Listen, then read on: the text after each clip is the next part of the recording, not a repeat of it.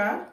आज हम वृत्ताकार द्वारक से फ्रेनेल विवर्तन यानी Fresnel diffraction due to circular aperture के बारे में चर्चा करेंगे। हमने यहाँ पर एक पॉइंट सोर्स लिया हुआ है। ये एक सर्कुलर अपर्चर है यानी वृत्ताकार द्वारक है ए बी। इसके किनारे हम ए बी से डिनोट कर रहे हैं और ये स्क्रीन है। सोर्स और जो सर्कुलर अपर्चर है उसके बीच का जो दूरी है वो a है और सर्कुलर अपर्चर और स्क्रीन के बीच की डिस्टेंस हमने b ली हुई है।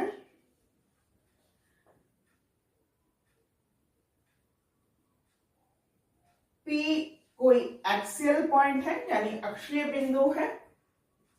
चूंकि हम जानते हैं कि पॉइंट सोर्स है तो जो वेव फ्रंट होगा वो वृत्ताकार होगा, मतलब गोलाकार होगा यानी कि स्फेरिकल होगा। जब स्फेरिक ये आगे की ओर बढ़ता है तो ये इस तरह से ले रखा है कि आधा वेव फ्रंट बोर्ड के अंदर है और आधा बोर्ड के बाहर है, तो वो एक आर्क की तरह से लगेगा। यहां ए बी द्वारक से उसका विवर्तन होता है जिससे आपको पी बिंदु पर उसकी स्थिति के अनुसार, मतलब बी की वैल्यू के अनुसार आपको इस पॉइंट पर ब्राइटनेस मिलती है या डार्कनेस मिलती है। ये डिपेंड करता है कि जो स्क्रीन है वो सर्कुलर अपर्चर से कितनी दूरी पर प्लेस्ड है।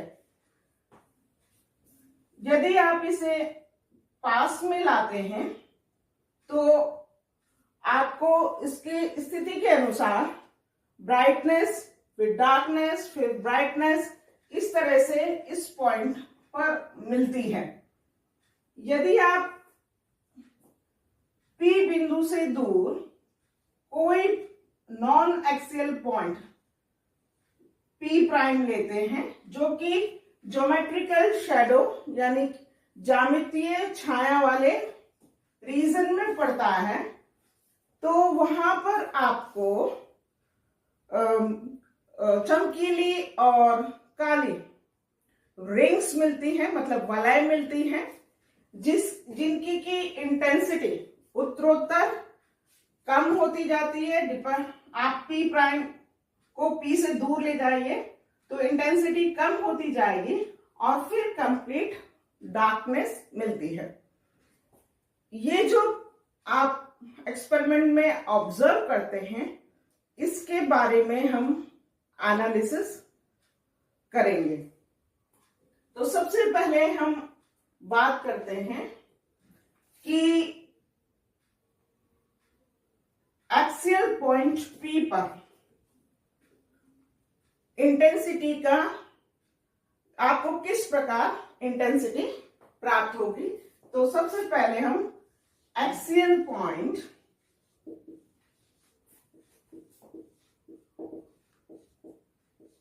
P को लेकर चर्चा करें। तो आप पहले भी हम डिस्कस कर चुके हैं कि फ्रेनेल विवर्तन में किसी बिंदु पर इंटेंसिटी प्राप्त करने के लिए आपको हाफ पीरियड जोन्स बनाने पड़ते हैं वेवफ्रंट के ऊपर।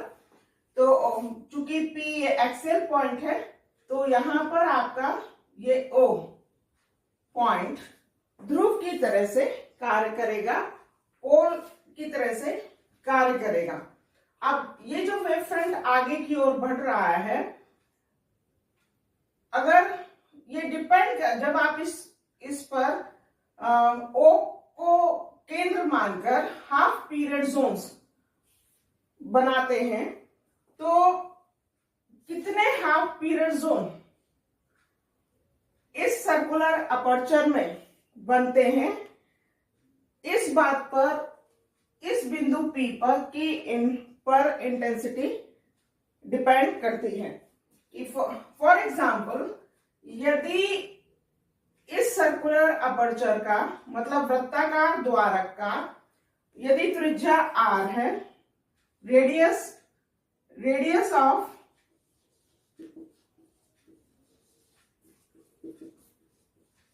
सर्कुलर अपर्चर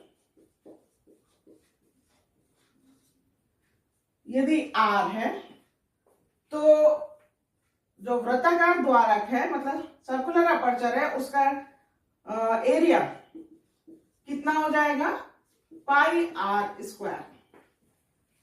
यदि इस स्थिति में और B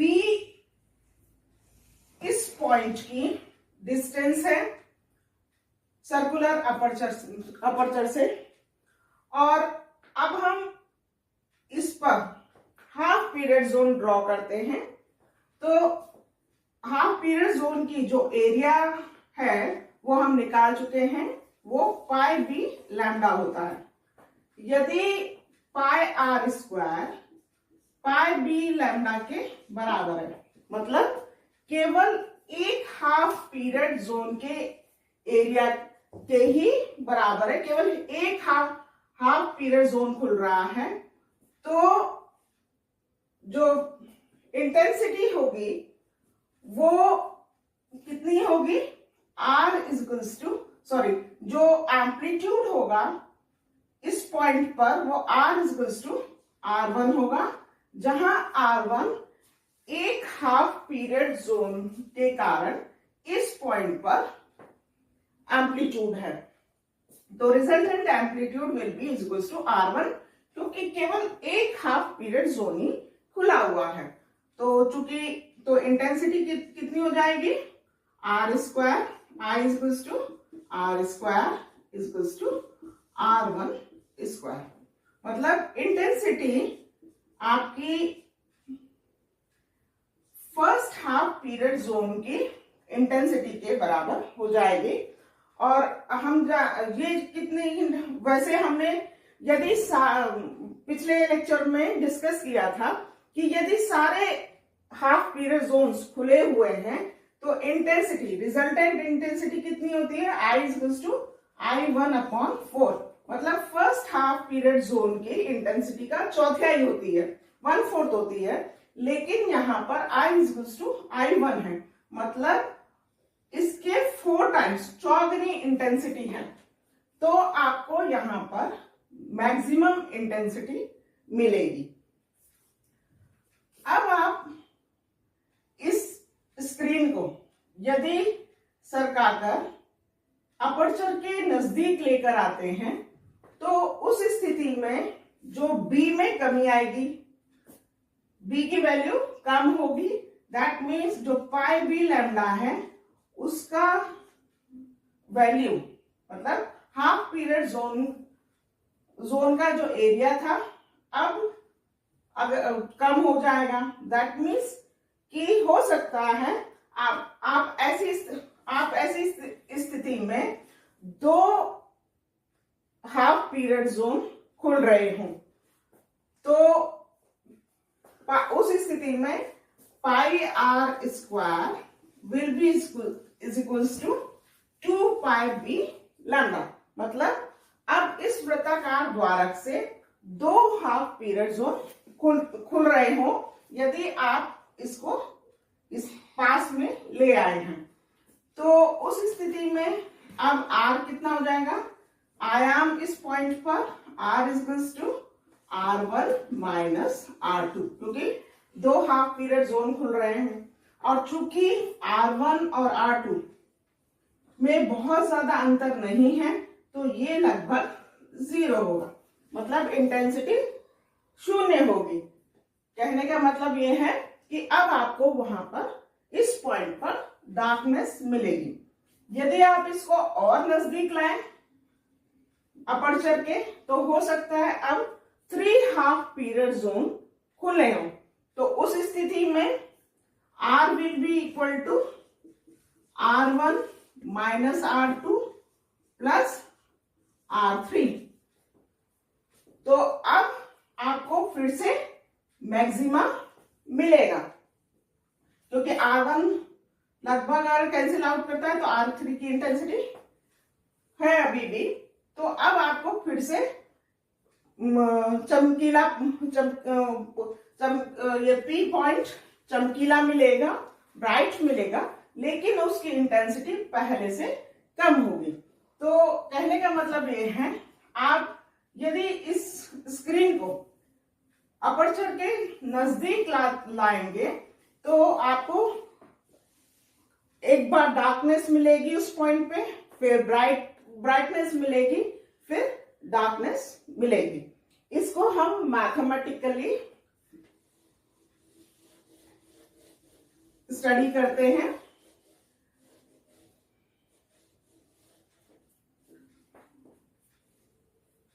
तो इस पॉइंट को मिला दें, ए पॉइंट को और पी पॉइंट को।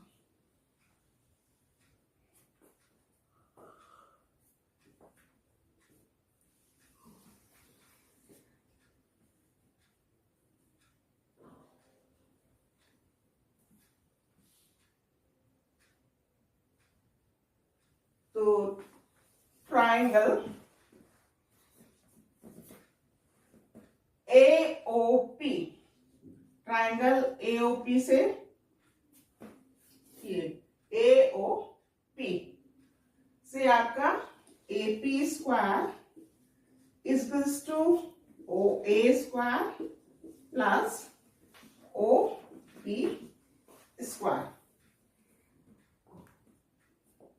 इक्वल्स टू OA, R है रेडियस इसका, तो R square plus B square, तो B को हम बाहर B स्क्वायर को कॉमन ले रहे हैं, B square R1 plus R square upon B square. तो AP will be equal to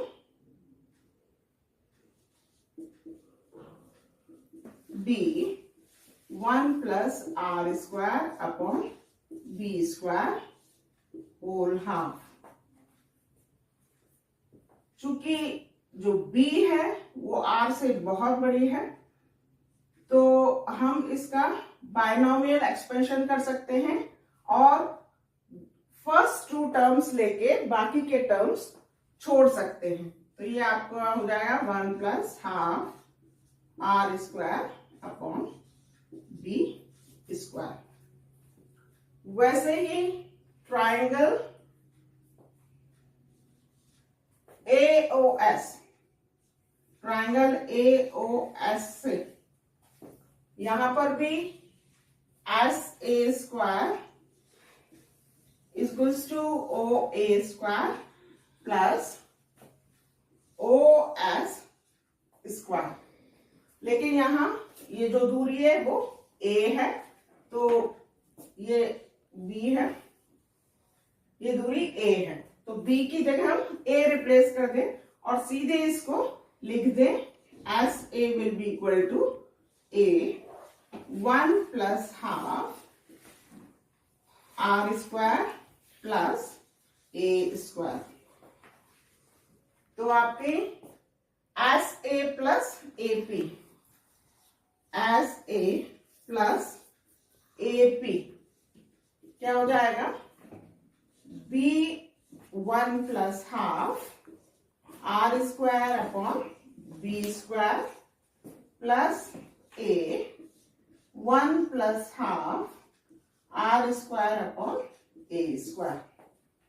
तो कोई वेव यहां से यहां पहुंच रही है और एक वेव यहां से सीधे यहां पहुंच रही है, तो दोनों के बीच में जो पथांतर है वो हमें ज्ञात करना है, मतलब पाथ डिफरेंस ज्ञात करना है।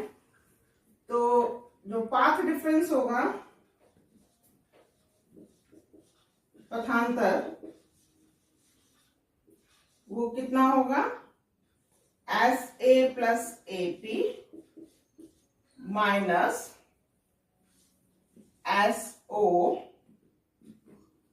Plus OP। तो ये तो B 1 प्लस हाफ, इसको खोल लें, is to B plus half R square upon B plus A plus R square upon 2A minus SOA और माइनस B। तो ये हो गया is to R square upon 2B plus R square upon 2A। तो R square upon 2 common ले रहे हैं, 1 upon B plus 1 upon A। तो ये हो गया R square upon 2 1 upon B plus 1 upon A। ये पाथ डिफरेंस हो गया। तो यदि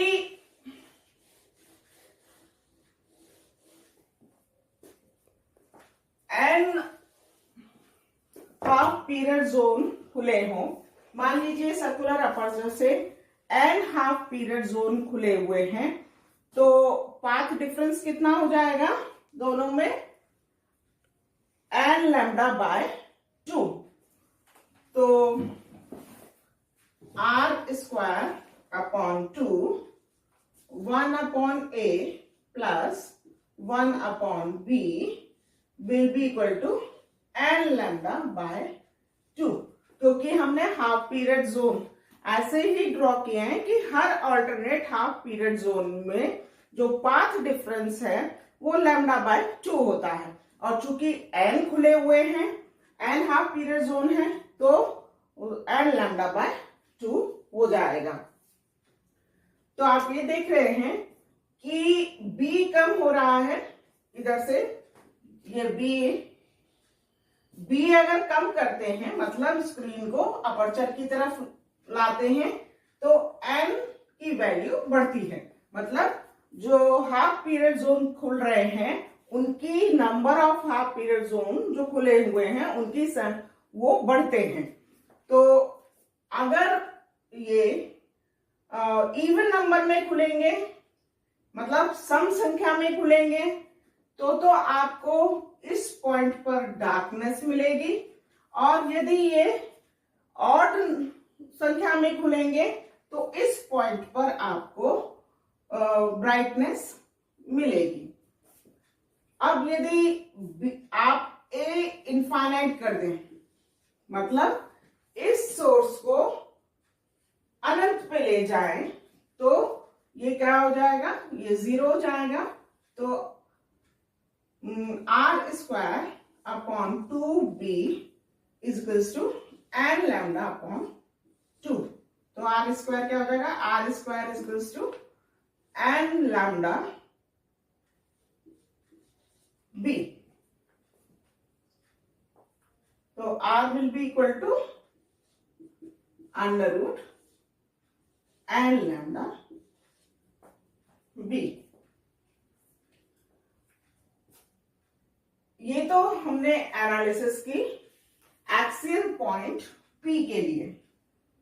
अब हम non axial point P prime, कोई P प्राइम पॉइंट है जो कि नॉन एक्सियल है और जो ज्योमेट्रिकली शैडो रीजन में लाई करता है, मतलब ज्यामितीय छाया प्रदेश में स्थित है। तो उस पर क्या स्थिति होगी उसे हम डिस्कस करेंगे।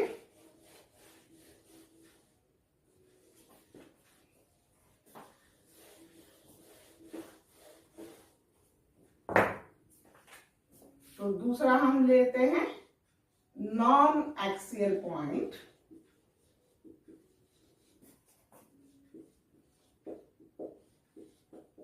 P प्राइम, जो कि शैडो रीजन में लाई कर रहा है। तो थोड़ा सा चित्र को, फिगर को हम एक बार दोबारा से देखें।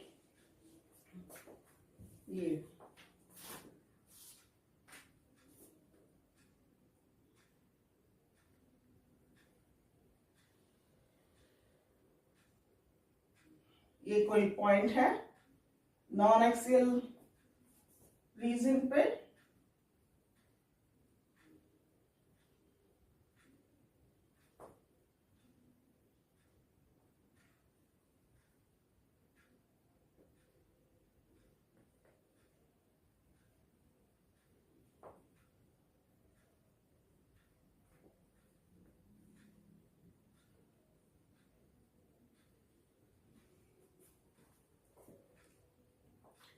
तो यहां से आप इसको मिलाएंगे तो ये जो पॉइंट है ओ प्राइम, ये ए पॉइंट है, ये ए पॉइंट है और ये बी पॉइंट। जो वृत्ताकार द्वारक है वो A B, circular aperture A B है। और ये पॉइंट, ये जो ओ प्राइम पॉइंट है, ये पोल की तरह से काम कर रहा है। अब इसके चारों तरफ हम हाफ पीरियड जोन ड्रॉ करेंगे इस पॉइंट पर इंटेंसिटी देखने के लिए, तीव्रता देखने के लिए। तो जब आप हाफ पीरियड जोन ड्रॉ करेंगे तो ऑब्वियस है, चूंकि ये बंद है यहां से, तो वो कुछ हाफ पीरियड जोन यहां पर, मतलब पहले, दूसरे, तीसरे, कुछ हाफ पीरियड जोन खुले हुए नहीं होंगे। लेकिन बाद का जो इस अपर्चर के बीच में लाई कर रहे हैं, उन हाफ पीरियड जोन का कुछ भाग खुला हुआ होगा इसमें, और फिर इस अपर्चर से नहीं, फिर इससे बंद होंगे। तो ए बी में, ए बी द्वारक से जो कुछ हाफ पीरियड जोन का कुछ पार्ट ही खुला होगा, जो कि इस पॉइंट पर इंटेंसिटी को डिसाइड करेगा। यदि ये जो अपर्चर है उसकी चौड़ाई इतनी है कि केवल एक हाफ पीरियड जोन का कुछ भाग खुला हुआ है, तो यहां पर आपको कुछ इंटेंसिटी प्राप्त होगी।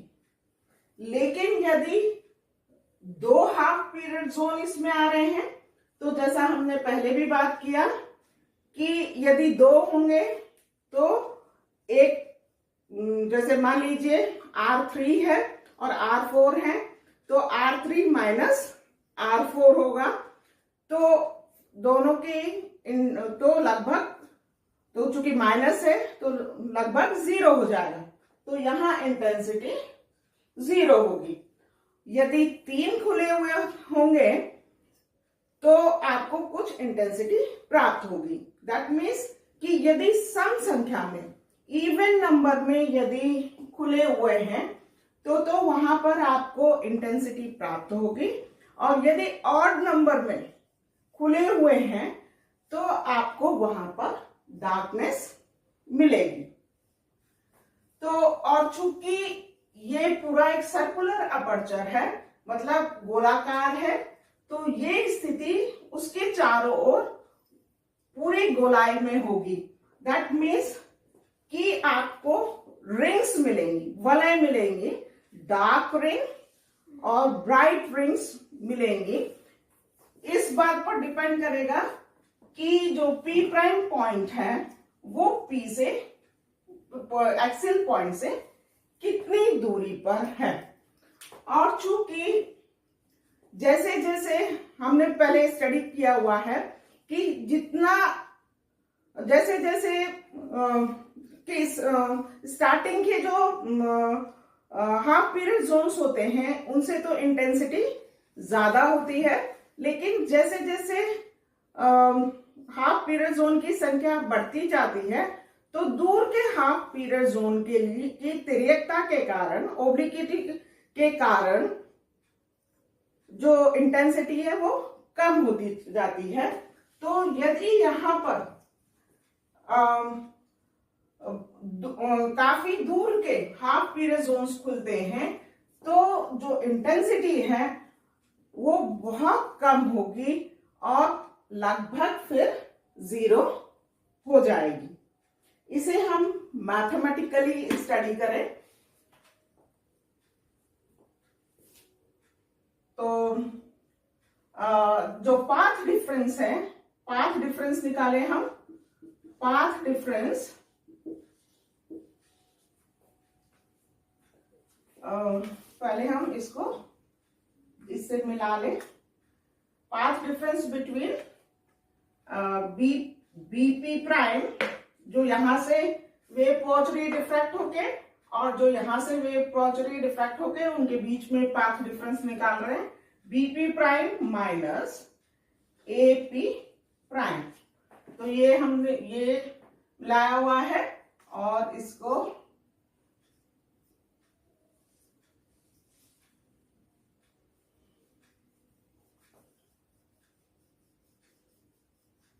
ये थोड़ा सा, ये हमारा एक्सेल पॉइंट P है, ये सर्कुलर अपर्चर, तो ये R है, R रेडियस का है सर्कुलर अपर्चर, ये R, और ये दूरी हम P से P प्राइम की दूरी हम X ले रहे हैं। तो बीपी प्राइम स्क्वायर,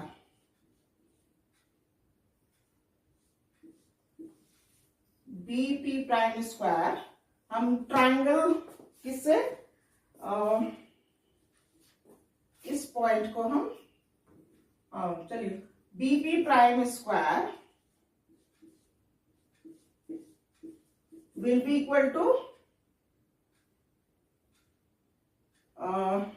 इस पॉइंट को कोई नाम दे दे,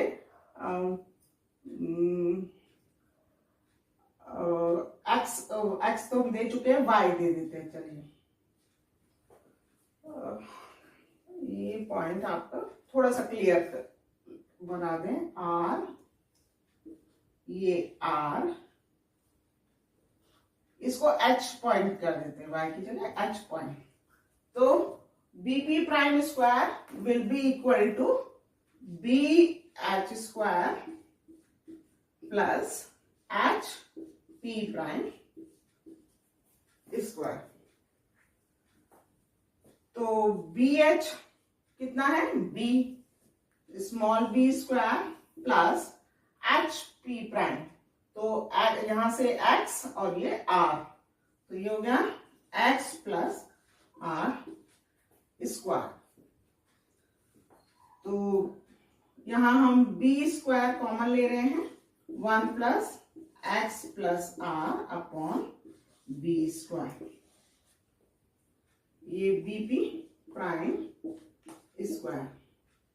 तो ये आपका हो गया BP prime equals to B 1 plus X plus ये स्क्वायर हो जाएगा X plus are square upon B square whole half.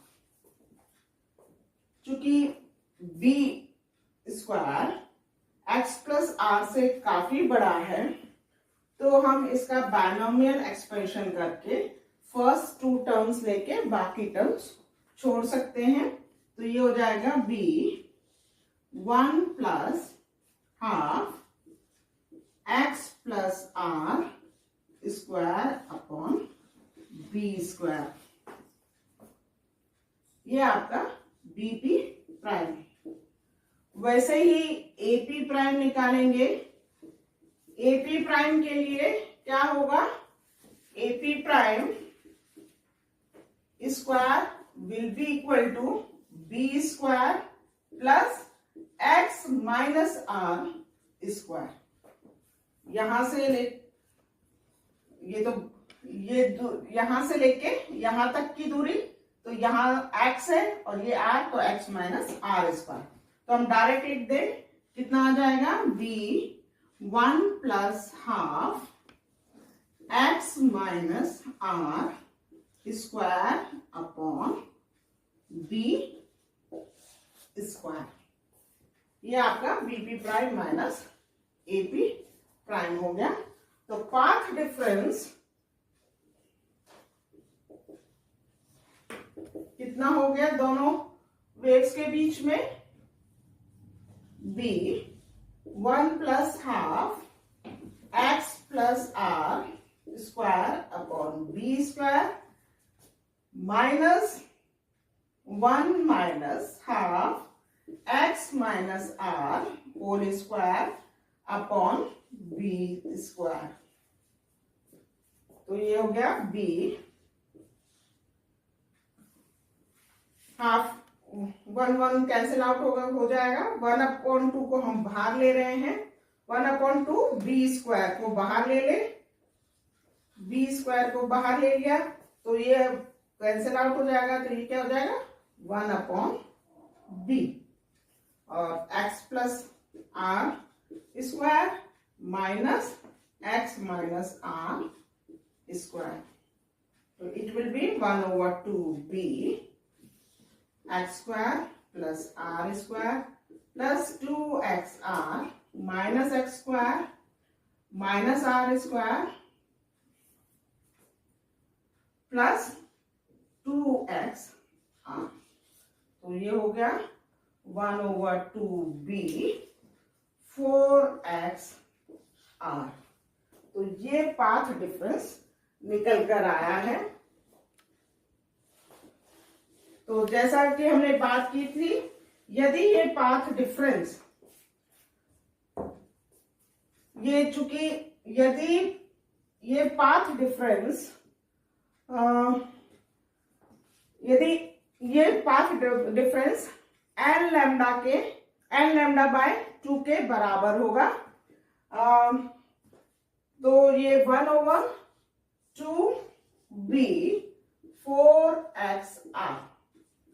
तो यदि सम संख्या में, मतलब इवन नंबर में यदि आप हाफ पीरियड जोन्स खुलेंगे तो वहां पर डार्कनेस मिलेगी, और यदि ऑड नंबर में यानी विषम संख्या में खुलेंगे तो वहां आपको ब्राइटनेस मिलेगी। तो हम मान के चल रहे हैं कि इवन नंबर में खुल रहे हैं यदि, तो आपको डार्कनेस मिलेगी। फॉर डार्क रिंग्स के लिए कितना होगा, सम संख्या में खुलेंगे तो सम संख्या हम 2n ले लें, जहां n इक्वल्स टू 1 2 3 4 5 मतलब नेचुरल नंबर है। सम संख्या करने के लिए हमने इसे 2n कर दिया है, तो ये होगा λ/2। तो ये पाथ डिफरेंस, आप यदि ये 2n λ/2 यदि पाथ डिफरेंस है तो आपको डार्क रिंग्स मिलेंगी। तो चूंकि हम n ले रहे हैं तो यहां xn कर दें। एनवे हाफ पीरियड जोन की बात कर रहे हैं, तो ये हो जाएगा xn is equals to 2b n lambda upon 4r is equals to मतलब b n lambda upon 2r। तो देख रहे हैं कि जो एक्सेंट है वो nth डार्क रिंग मतलब nवे डार्क वलय की मतलब काली वलय के लिए रेडियस है, त्रिज्या है, वो कितनी निकल कर आ रही है, bn लैम्डा अपॉन 2r। वैसे ही अब हम ब्राइट फ्रिंज के लिए देखें, रिंग के लिए, फॉर ब्राइट रिंग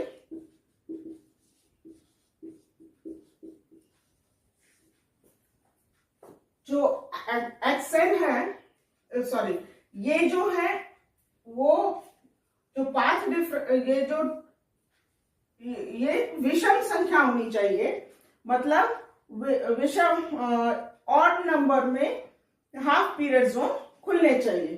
तो पाथ डिफरेंस कितना हो जाएगा, 2xnr upon b is equals to 2n plus 1 lambda upon 2।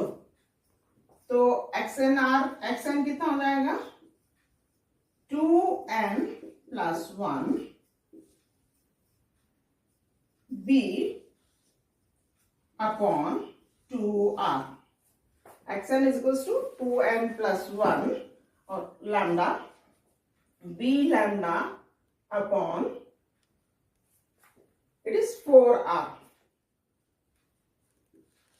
2 और आएगा इधर, तो xn is equals to 2n plus 1 b lambda upon 4r। ये रेडियस होगी nth रिंग की, nth ब्राइट रिंग की, 2n plus 1 b lambda upon 4r। ये त्रिज्या है nवें चमकीली वलय की। तो फर्स्ट यदि हम इस डार्क रिंग में इन डार्क रिंग या for dark ring n is equals to 1, हम फर्स्ट डार्क रिंग, पहली काली त्रिज्या x1, तो x1 is equals to, यहां n is equals to 1 रख दे, तो ये हो जाएगा b लैम्डा अपॉन 2r। तो 2r क्या हुआ, b lambda upon 2r। 2r मतलब डायमीटर, व्यास, तो हम इसे d लिख रहे हैं। आप इसकी तुलना यदि लेंस से करें, मतलब सर्कुलर अपर्चर की जगह यदि लेंस रखा हुआ है तो b is equals to f है, तो x1 will be equal to f lambda upon d। तो एरीज थ्योरी के अनुसार जो लेंस के लिए फर्स्ट डार्क जो रिंग है वो मिलती है, x1 is equal to 1.22 f lambda upon d के पर। तो दैट मीन्स कि जो सेंट्रल इमेज है वो अपर्चर की और स्क्रीन के डिस्टेंस पर डिपेंड कर रही है, वेवलेंथ पर डिपेंड करती है और अपर्चर के डायमीटर यानी व्यास पर डिपेंड करती है। धन्यवाद।